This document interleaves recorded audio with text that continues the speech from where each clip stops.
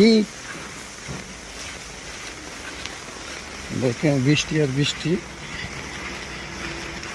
বৃষ্টির মধ্যে চলাফেরা করতে অনেক ভালো লাগে, খারাপও লাগে। এত পরিমাণ বৃষ্টি হইতেছে রাস্তাঘাটে। দেখেন, এই যে মেন রাস্তায় গাড়ি যাইতেছে, কি আর বলবো, এই বৃষ্টির জন্য আর ভালো লাগে না। ঠিক আছে,